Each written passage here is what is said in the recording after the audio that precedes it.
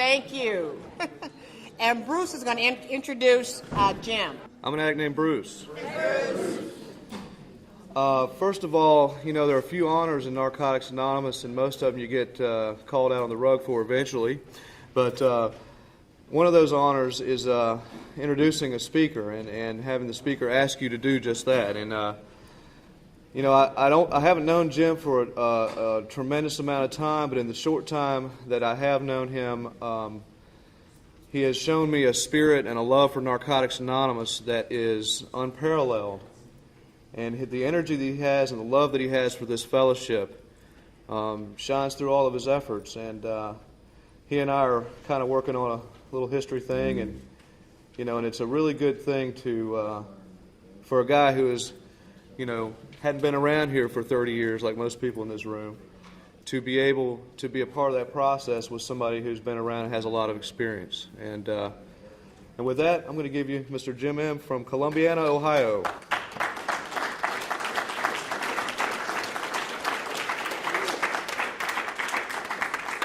We'll see if I'm properly amplified. Can everybody hear me?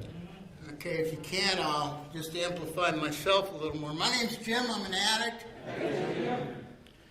And I usually say before I do talks, I spend some time trying to turn this over, and I've done the best that I can. I hope I've done a good job letting go of it, praying for this power greater than myself to relieve me of enough self-will and ego that I can be used as an instrument. So if anything that I say offends you, don't blame me. If you like anything you hear me say, don't blame me either. Wasn't my fault. I just joined. I just participated. What we're talking about, any of you could have been involved in. Were you here then? It doesn't matter. And one of the things that I learned in my involvement in the literature movement is that it doesn't matter who sits around the table. The same set of principles, the same voices happen. Doesn't matter the personalities on them. If there's something important going to happen in NA service and the service committee is open and participatory and anybody can come who wants to, then the same thing is going to happen no matter who shows up. The only critical deal is open and participatory. Because when we don't do that, we shut down part of the voice of that loving God. When we put credentials on it, we limit the voice of our higher power. Now, everybody who's been up here has told a little bit of their story, and I'm going to tell a little bit of my story, because to understand what I have to say and what happened to me, you need to know where I came from. And when I came to my first Narcotics Anonymous meeting, which just coincidentally happened to be the only one between Philadelphia and Milwaukee, the only one available. When I came to that meeting, I didn't know what y'all were talking about. I went to meetings every day. I tried to get clean. I'd been through treatment. But I was burdened with this ability to understand the language. And y'all told me I needed to believe I was powerless over drugs, powerless over alcohol and other drugs. And if I was powerless over drugs, there wasn't any hope. They could force themselves on me. I was powerless. There wasn't any hope for me. I wanted what you had so desperately, but you told me I had to believe I was powerless over drugs, powerless over alcohol and other drugs. In order to get it, in order to have it, I had to believe a lie. Couldn't be true. You know, and I gravitated around for about 9 months, kept going back to that one NA meeting every week. And every time they read the first step out of the little white book, it sounded just the same to me. Because nobody told me, nobody was there. The message in Narcotics Anonymous wasn't really being shared by the fellowship. Fellowship was there. They loved me. They showed me a way of life that I yearned for. And I was drawn back, meeting after meeting, week after week, time after time, to that group of folks Now, we've heard an awful lot about the history of the fellowship of Narcotics Anonymous. I'm going to talk about the history of the program of Narcotics Anonymous. I don't know when it started. I don't know who founded it. But I know what happened. That person read "Men who are powerless over addiction" and realized that meant something different than drugs. And then never, after that, compromised on that principle, on that idea. And I'm not sure when it happened, and I'm not sure who it happened to, and it doesn't make a bit of difference. It doesn't matter at all. I got clean because that idea descended around me in an NA meeting, and I realized that I was powerless over this disease, this thing that caused me to use time and time and time again, against my will, against logic, against my desire to survive. Powerless over the cause, not the symptom. And the only place I could ever heard that was Narcotics Anonymous meeting. It's the only place that has ever talked about that. Now, there's a lot of other places that talk around it, and good for them. But we talk about it directly.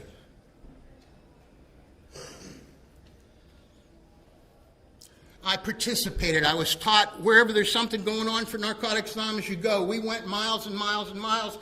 And I heard a lot of people say, wish it was that way again, and I do too.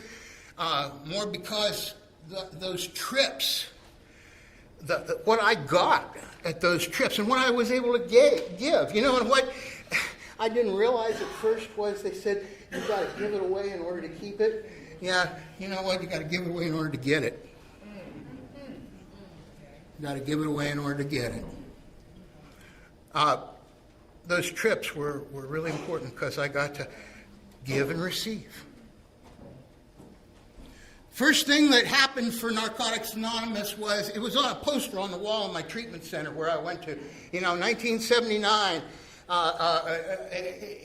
the World Convention of NA in Atlanta, Georgia. And I went down there. And I was expecting to find NA. I was going to Mecca. I was making the wonderful trip to where this thing was going to be. And I went to a young people's AA convention. Everybody stood at the podium, talked about being clean and sober, addict, alcoholics. I felt ripped off. I felt ripped off. I got it in the hallway, and I learned that's where you get it. At these conferences, at conventions, I got it in the hallway. I got together with the winners, and the winners draw you to them. They're passionate. They're loving. They're caring. They accept you. You ask them a question, and it's like you turn a switch. You know, I heard a story about Bo. When Ed got clean, Bo sat with him for 3 days, I guess, and held his hand. I believe that, or 30 hours. It doesn't make a bit of difference. We care about one another. When somebody opens and I don't want anybody to get the idea that I don't appreciate the fellowship. I do. I love it. I love the fellowship desperately. And I had to get most of what I got from other people. But I had to get it also from stuff that was written down, from stuff that was concrete and clear to me. And you know, I always believed in this, just the black print in the little white book, just what it actually said. You know? After that convention where I felt ripped off, I went to a meeting at a clubhouse, and that meeting at the clubhouse had a speaker from California that was a hardcore NA member, never said the word sober, never said the word alcoholic, said he was clean, said he was recovering, talked about working the steps. Wasn't an accomplished speaker, and it impressed me. And right afterwards, they were having a little bit of a meeting in the clubhouse, and I just walked in with everybody else, and it was a whole bunch of winners. And I sat there, in that meeting, and after a while I realized it was this impromptu meeting of the World Service Conference. And this big old guy in bib overalls put his arm around me and it told me, shh, we'll talk about that later.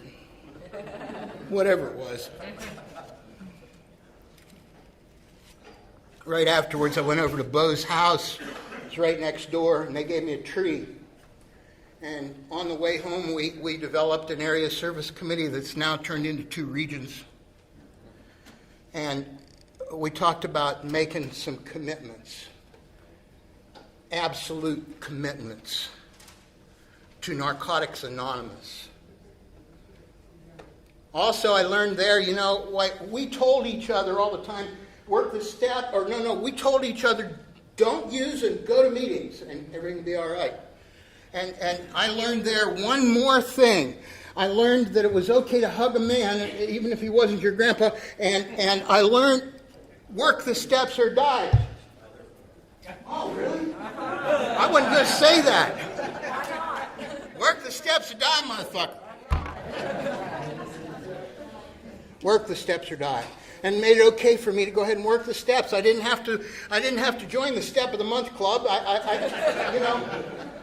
I mean, believe me, that wouldn't have done for me, because I went from my dealer to his dealer to his dealer to her dealer to get the best stuff as quick as I could, and I went from step to step to step to get as much recovery as I could. I don't think there's a wrong way to do them.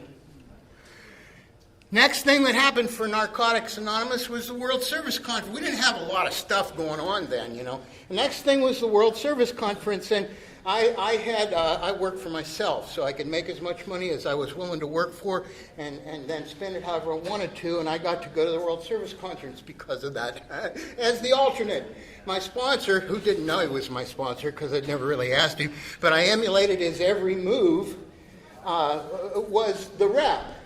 And he got to talk at the conference, and I didn't, and I was way smarter than him. And it was really frustrating. I had so much I wanted to share, so much I wanted to give, so much I wanted to be a part of, and I couldn't talk. It was more than that. I was up to step 10. I told my sponsor on the way there that I'd been talking about him behind his back. You know how we all stand on the shoulders of people and look down on them? And I'd done my first 10th step. I admitted I was wrong about that, and he told me it didn't matter, and I couldn't say anything that others hadn't said worse, and other things like that. And I sat at that conference. Everybody stood up and was... I was really in Mecca now. I was in California, where NA is supposed to be the epitome of our fellowship. Everybody was an addict and an alcoholic and clean and sober. And I thought that everything that my recovery, my very cleanliness was built on had to be false. And more than that, I thought that this thing was never going to grow any further than being a back door into AA. Because it seemed like that's what they believed in. Now, I had a lot of them wrong, and I don't want you to get the idea that I think they really believed in that. They seemed to. I never heard this thing that Sally talked about, that some of them, didn't know about alcohol being a drug, and that staying sober was about staying clean. Well, anyway, doesn't matter. I thought it was all down the toilet, and my recovery was over, and the fellowship was never going to be anything but nothing. And I was totally despondent. Put yourself in that place. It's all going to be gone, and my dreams are dead. I was despondent. I'd never been to the Pacific Ocean, so I went out on the shore of the Pacific Ocean. It was a 40-degree day. I'm from Ohio. That was great. Nobody else was there. The waves beat up on the shore. And I'm thinking, woe is me, woe is this fellowship, nothing's going to ever be. And the waves beat up on the shore. And gradually, as the waves beat up on the shore in that rhythmic pattern, my fear and my anxiety drained away. And this power greater than myself came into my head, came into my gut, came into my soul, and said, it's going to be okay. It's going to be okay. You're going to be okay. And the 11th step had got me. And I went back to the conference, and I went to the subcommittees, where at that point in time, anybody could participate and say all they wanted to. And I talked a lot. And I happened to go to the literature subcommittee meeting because that's what I really liked, because I was a writer, and I wanted to share, and I got to be a part of. That was very important. I went home, and I started getting these letters. Actually, I probably started getting them ahead of time. The big one that I remember is the guilt trip. You are the book. You're the only book that somebody's ever going to read unless you write down your story and send it in. We're never going to have one. And they'd been talking about these literature conferences, and finally I got a chance to go to one. I went to the third one. They thought I went to the first and the second one because I'd signed up for them. They sent me the minutes just as if I'd been there. And for a long time I didn't tell anybody I didn't go. But I hadn't been there. I went to the third one. And at these literature conferences, we sat and talked in a big group periodically, and then we'd split up and do editing and drafting. But at one of those big meetings, everybody went around the room and said why they were there, introduced themselves, told a little about themselves, and said why they were there. And every person was different. One was an addict alcoholic, another one was a cross-addicted junkie, another one was this, that, or something else. And it got around to me, and as passionate and tight-lipped as I am, I said, how do you guys propose to write a book? You don't even know who in the hell you are. You know, and at that point in time, during that conference, in spite of people like me who were up in your face about it as much as because of it, the philosophy that is Narcotics Anonymous was drafted onto paper for the first time. The idea in writing of powerlessness over the disease exclusively, irrespective of the symptoms. And you know, once you admit and accept powerlessness over the disease, over the cause of the symptoms, you're no longer focused on the symptoms. You no longer need to talk about them unless you've got some kind of personal agenda. And it was a wonderful thing for a number of reasons, and the biggest reason is that the results were so much more than the sum of our intellectual and physical parts. Everybody who's anybody in NA, everybody who's alive in NA today, and everybody who ever will be alive in NA, and everybody who died seeking recovery, in my opinion, was there through this love and higher power. Now, we weren't good filters for all that. We put a lot of our own stuff in there, and that got in the way of the spiritual stuff. But we prayed regular, and we did our best. And we went from there to Santa Monica. Santa Monica was really cool. We were taking the literature movement to California, and that was really exciting to us. We'd sent out the Gray Review form, and Sally thought it was trash, and it was.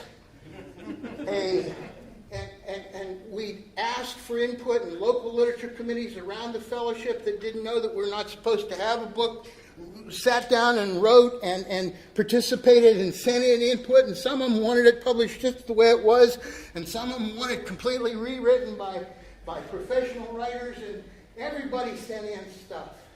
And we sat down at Santa Monica, and then again at Warren, and then again at Miami, and we were completely and totally, to the very best of our human ability, loyal to every tiny little bit of input, no matter who it came from, where it came from, or how it came to us.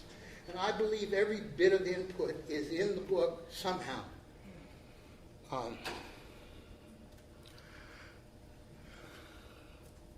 And it was drafted. We got back together again in Memphis after it was drafted in its final form, and we distributed it. Oh, one thing I wanted to mention, I got some numbers here.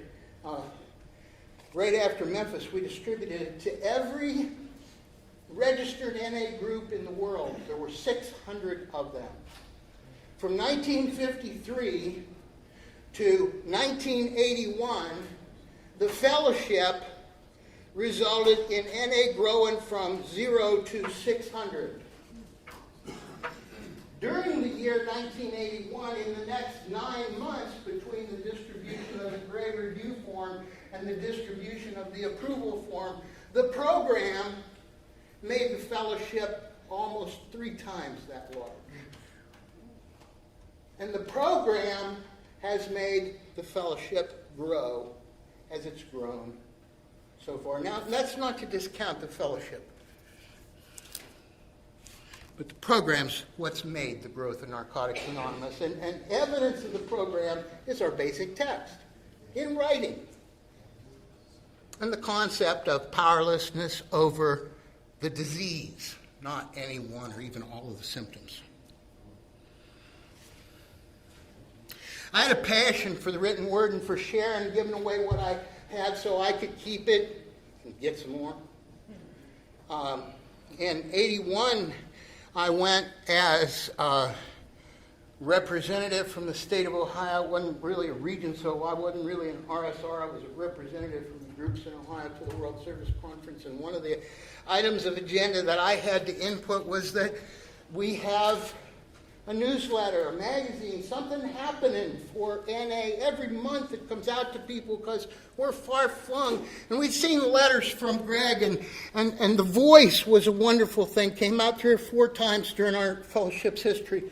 And the conference pretty much rejected that idea.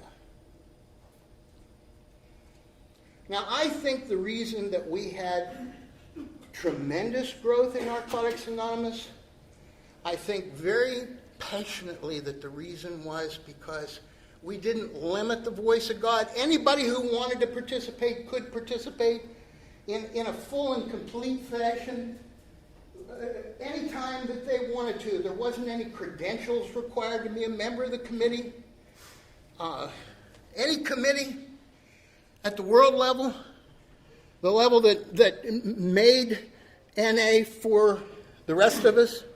And if you were passionate about it, you could go and participate and be a part of it as much as you wanted to. As a matter of fact, if you were passionate about an issue, you could go and input as a member of the World Service Conference. There was a structural frame of reference for open participation. And that structural frame of reference, because I'm afflicted with this ability to read the English language, I utilized. My personal utilization as a member with a mission from the people that I served resulted in, anyway, magazine, we're going to talk about that in a minute, resulted in the first set of guidelines for the Public Information Committee, resulted in the H&I Handbook and its original form, and resulted in quite a bit of input that was subsequently rejected by the Policy Committee. I think that is so important. It doesn't make me special.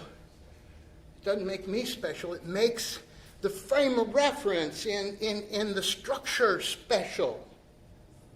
Because the grassroots could swell up and have their voice heard at the broadest service level. And services were then responsive to members and groups. And perhaps a great deal more directly responsible. I'll submit that they were a great deal more direct. I'll submit that they were directly responsible in our hand.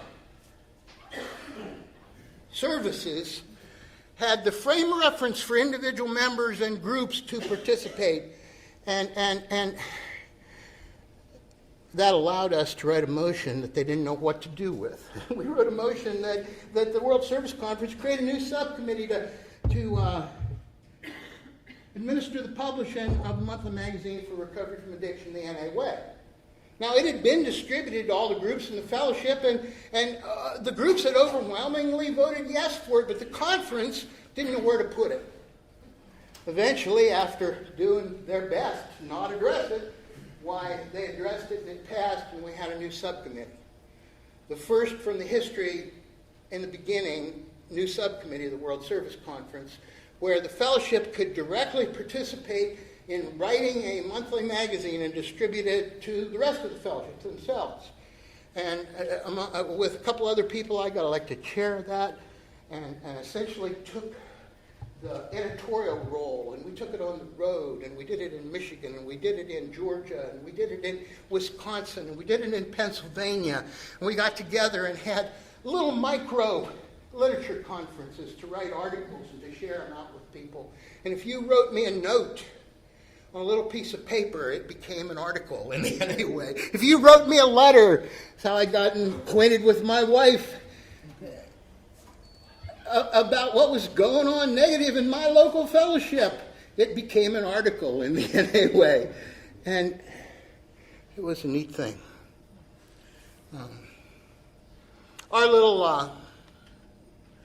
Our groups in northern Columbiana County have two things that we do every year. In the middle of winter, when it's dreary and horrible, we have a 12-step retreat.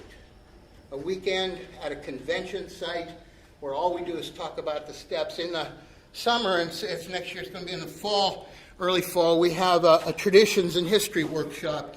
We did a CD, burn a CD that's got the review form not in optical character recognition, but rather just pictures of the review form in its original form. Pictures of all the service manuals up through the green one in their original form. The first year's worth of NA Ways in their original form. Anybody who wants one, I'll give you one. I'm offended when I see gray books bringing $5,000.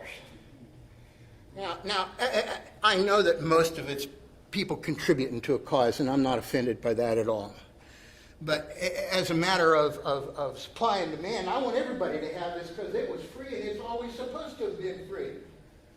Now, the literature folks, the people that wrote your book, wanted the book to be a growing, developing entity that never closed down and never changed. I'm sorry. The opposite of that. Always changed with us as we grew and developed, and it became something completely different when the service structure shut down. The service structure shut down. In the middle 80s, we started getting letters. They started out as something called the Fellowship Report to inform the fellowship, and they ended up being something completely different than that, in my opinion. We started to hear about things like groups are complaining about having to do all these group conscience things, and why can't you just trust your trusted servants and give them a vote of confidence so they can come out here to California and hear the truth and vote the right way for you? Well, that's what happened. We gave up. We surrendered as members and groups in Narcotics Anonymous our control over our services and gave it over to representatives, and maybe they're doing the right thing, maybe they're not. We don't know, because the questions don't come to us anymore. Well, Greg talked about it when he wrote the original draft of the traditions, in the night tradition, how we just say, you do it. You do it. It bothers me too much to think about it. You know? And I was sharing with Sally earlier, I think a whole lot of the recent literature has been written by people with credentials for us poor suffering addicts, rather than written by addicts for addicts. Maybe those credentialed people are addicts, but I'll tell you what, Bo and I went to Charlotte to a meeting of the World Service Conference Literature Committee. Bo was chairman for 2 years. I was chairman for 2 weeks. We both were actively involved in helping to write the book, and we sat down at that literature committee meeting, and we had some good input. They wouldn't let us talk. They wouldn't let us participate. Not sure fellowship service today. I think the history of the program started when the first person discovered that they were powerless over the cause rather than the symptoms, and then carried that on to someone they sponsored, and then someone they sponsored. And maybe that first person's still alive today, and maybe it's Greg and he's dead. And maybe it's somebody else, and I don't know, and I don't really care. You know, but we focus a whole lot on what happened before that original 600, and then away from all the good and all the bad that we can learn about what happened when this thing that's caused this stupendous growth in Narcotics Anonymous happened. I think we need to study it. I think we need to study it in depth. Nobody's hauled up any signs, so I must be way ahead of my time frame, which is good. My vision for Narcotics Anonymous is that the fellowship takes its services back. Without anybody dying. I love everyone who is a member of Narcotics Anonymous. Just because you say you're a sober alcoholic doesn't mean that you're not a member of Narcotics Anonymous. You're a member when you say you are. You're just somebody I don't want to go to get recovery from addiction, because you don't understand. You don't understand about recovery from addiction. When you surrender to the concept of being powerless over the disease, you don't need to say those kind of things except out of anxiety or out of resentment or out of something like that. Well, you just don't need to. The whole substance thing becomes yesterday's news. To me, the mission of public information in Narcotics Anonymous will be realized when the words alcoholic and alcoholism are out of the language in the United States and perhaps beyond. I got 10 minutes left. Do I get to take questions? You can take questions if you would like. I don't want to take questions. It scares the crap out of me, but I will. What's your vision? Well, my vision is a fellowship that is based in the grassroots, where groups and members make all the decisions, and service boards and committees are directly responsible to those they serve. That's my vision for Narcotics Anonymous. That's what allowed the book to occur, and that's what will allow this fellowship to achieve its destiny. And as long as things stand in the way of that, it can't, because we've muzzled God. Any questions? I'll bring you the mic. Good. Bye.